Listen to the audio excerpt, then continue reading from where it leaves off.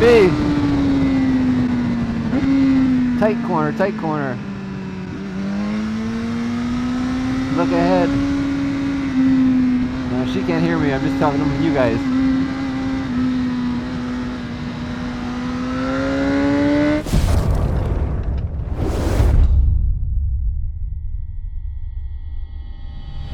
Let's go to the back of the bike here. First, let's remove the muffler. Obviously, get back to the Torx there. I believe it's going to be a 45. Just double check. This is what I installed earlier with the exhaust.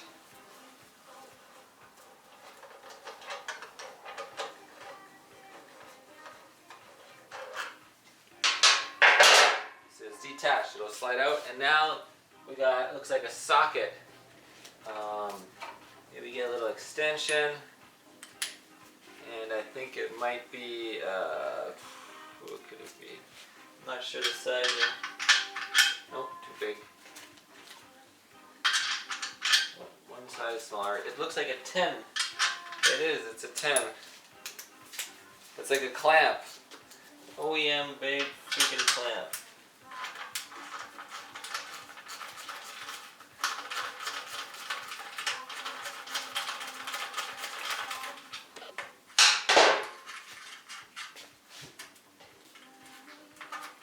Okay. Careful not to scratch your swing arm. Yeah, that's a good weight right there. If anybody wants this, you know where to find me. It's coming together. Now it looks like a bike.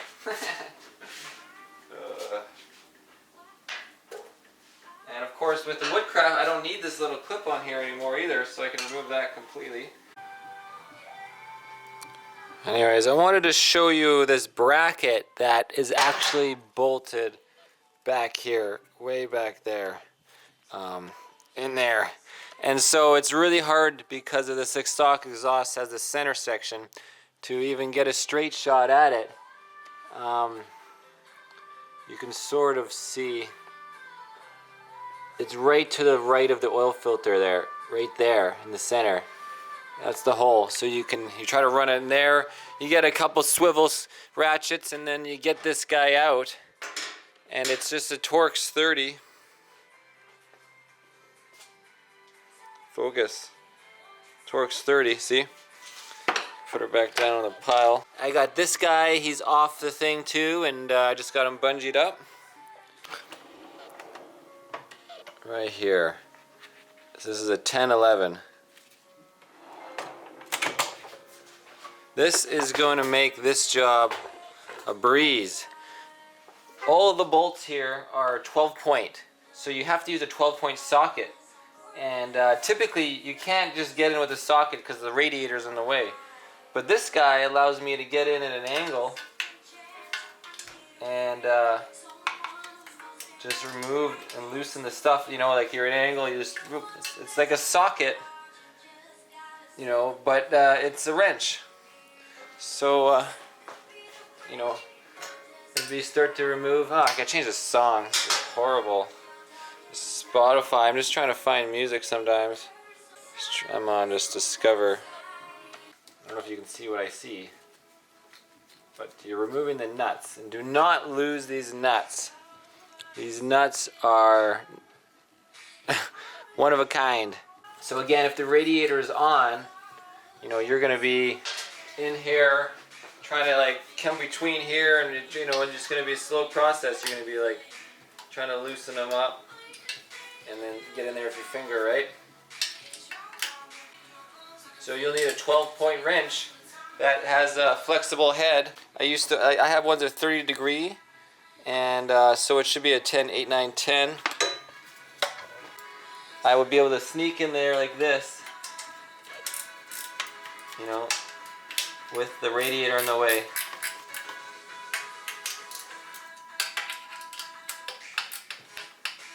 And that's how I would do it otherwise. So again, 12 point, right? So these are two excellent tools from Seattle Tool, and get the job done. Seattle Tool, let's see, get that logo. Just just love this sponsor of Seattle Tool. I love these tools. Anyways, let's keep going. Yeah. Good thing I got this table. It captures your bolts when they fall. Makes a good ting. It's so much better than a concrete floor where stuff just doesn't make much sound and rattles around. Neighbor upstairs, I can hear him playing the drums. He has like electric video game drums. So it just makes a little tap sound. Everything is detached. Again, I got tape on the inside of the oil cooler because I don't want to detach my oil cooler lines. It's just not, it's a little more work because a couple bolts though I could do it, but there we go. Okay.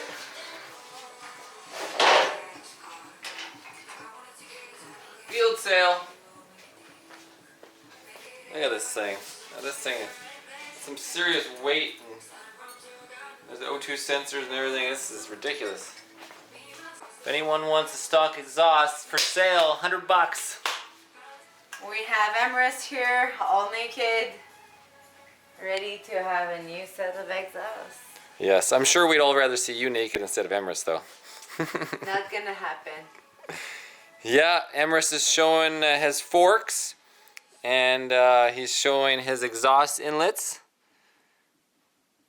And you can hear the neighbor upstairs playing the drums. And yeah, so I just took the exhaust off right before you got home from Conquer, right? Working at the motorcycle shop. And what are you smiling about? Marianne works with motorcycles all day long. Yeah. Yeah, and then she comes home and guess what? Motorcycles. Hi, Maya, on my tire. I'm so glad she's on clothes. Flat face kitty. Like it was nothing, right? Yeah. That was just random. Yeah. So I also I got the case cover. I got the check it out. The woodcraft on this side. Oh, you did it? Yeah. You flushed the oil? Yeah, oil's flushed and seen that. And then I used the Pro Bolt black bolts as well. So now it even looks better. Mm-hmm. Yes, and lighter weight. I used the aluminum bolts. And what else did I do? I don't know. I have to watch the video footage. Change the oil, you know, remove the coolant, remove the radiator, of course. And I got the tail removed as well. Yeah, so you can do the subframe? So yeah, but to do that, to get the servo wires out last time. Remember these people? You might remember last video. So when I take the subframe off, and of course the tank off and everything else, then I can do the servo wires, easy access, change the subframe, change the battery to a Shirai, change the hoses at the same time. I'll get the hoses underneath here, the coolant hose, you know, to put in the silicone ones. Ow! And because you know it goes way into there, so I'll start to do all that stuff. And I've got to get rid of this obviously, and change the chain and sprockets to 520. Take rid of this cover. Oh yes, lots of stuff. All right. Let's go. Bye.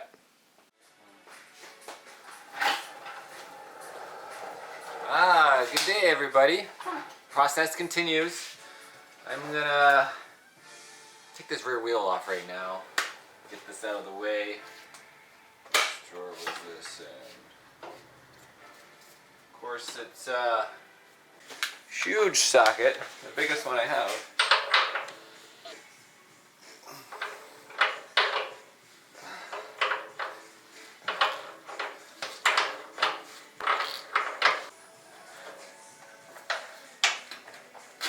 They always get jammed on the very first time you do a wheel on a brand new bike. It's always going to be harder than it should be.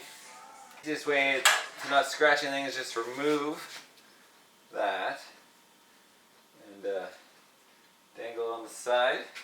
Chain is off, and don't let your sprocket push drive fall out onto your wheel. But the HP ones, it stays pretty locked in there, the cush drive, but it'll fall out on the standard wheels, no problem. No problem.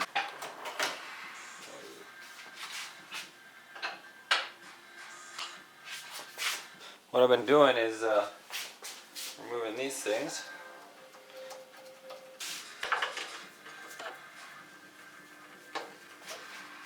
Much faster.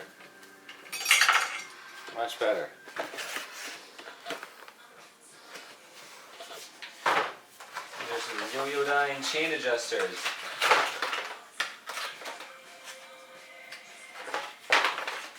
Simply it's going to go like that. And then you can obviously adjust forward or back. Have your GP stands. Very nice product. So I just whizzled in the Pro Bolt, something like a Pro Bolt, and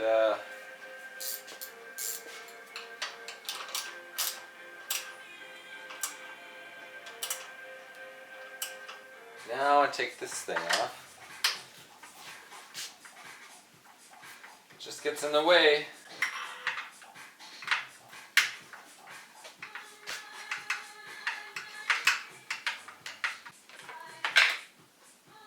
Skis.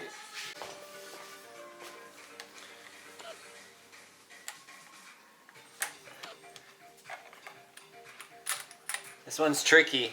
It's not like a press in. It's actually you need to pull it out. So you just kind of get something in there and jam it like a screwdriver or something. It's not a press in clip like that. So that's clipped in and then out. See, and then it comes out. First time you try to deal with that, you'll be like, what's going on? Why is this not coming out? Just trying to take the kickstand off. I might have to remove the quick shifter unless I can get some sort of different tool to fit in there. Alright, just got my smaller Seattle tool here.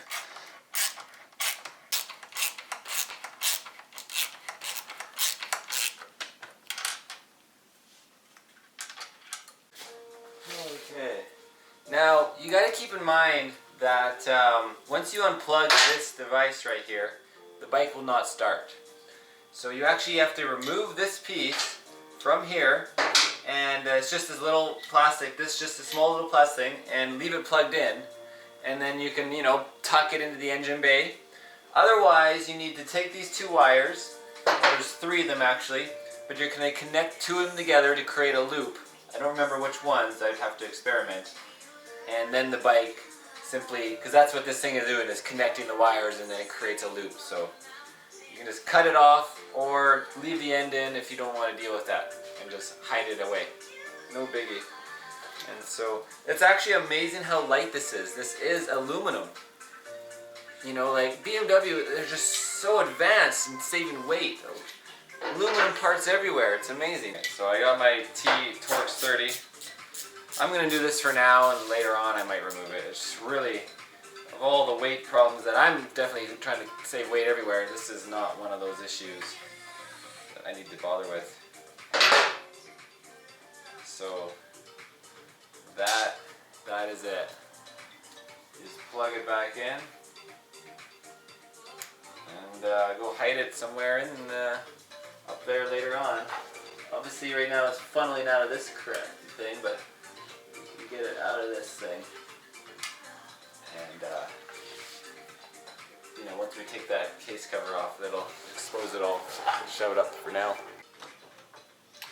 T30.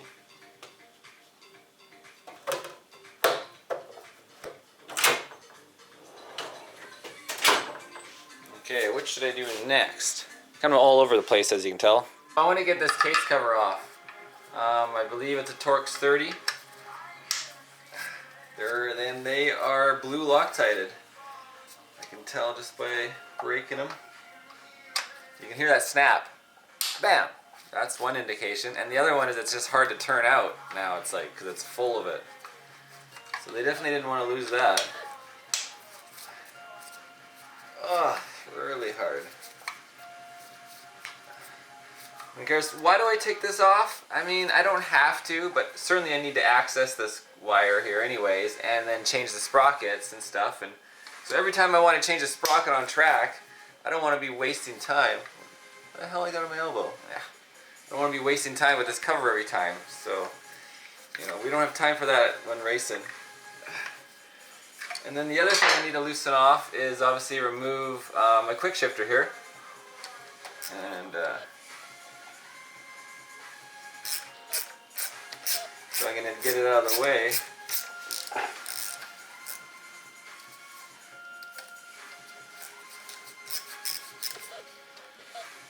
So the question is, can I get it out of the way enough? Oh, probably if I just unplug it. Again, it's one of those little plugs like that you have to like push up. But anyways, actually, if I unplug the quick shifter, I think I have to recalibrate the system, and I'd rather not. So we'll see if I don't have to unplug it. I can't remember. Some weird finicky things with BMW that way. It's like, yeah, the quick shifter, if it's unplugged, you got to recalibrate it. And no big deal, but if you don't know what you're doing, big deal. So just for your guys' sake, we'll avoid that for now. It's obviously zip tied together. I could get more room or just disconnect the bottom. And yeah, I can get it out no problem without having to unplug the quick shifter. You can see where the grease from the chain builds up big time in these things. So if you don't take this off for a while on any motorcycle, it is greased up. Like ridiculously amounts of grease. A thick wad of it. And it exposes the stock rear front sprocket, which doesn't say a number on it, but usually it's a 17. Just way too big. I want a 16, usually 15, possibly. So those are the two sprockets I order, 16 and 15s for racing and 520. Usually the front can actually be both 520, 525, 530. And the rear is more specific. The fronts often don't get too exact. There's also this guide. I've taken this off before on my 2012, and I left it on before on like 2015. So I think it's a good idea to have in case your chain breaks or whatever. It kind of will protect your case here. You want to protect the engine case. So that means I'll have to put some aluminum pro bolts in there to hold it on still. And Loctite those things, because yeah, I've seen these ones like, oh, a couple are missing. Okay, so and here's that plug anyways. We gotta take the cutters anyways, so we could do that right away actually. And cut that guy off. Don't cut the wire, cut the plug, cut the strap. If you're afraid of cutting into the strap, cut the head of the strap off. So if you look here, instead of like trying to cut through it and not go through, just cut the head like in half. Just squeeze that guy, you know, and destroy him. And then you're not going to be near the wires, if that was a concern for if you don't have very good cutters or whatever. And as you can see, I can just feed that up into wherever I want. For once I take the tank off and stuff and find a nice location to stuff that. For now, I'll just stuff it this way so I don't forget about it later and have it dangling in my way. Pretty soon I have to lower this motorcycle and get to work on the upper end of it.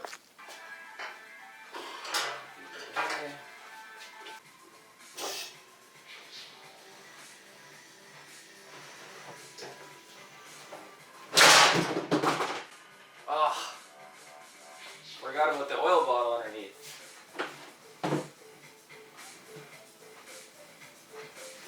Yucky. I didn't break the oil bottle. Rookie mistake.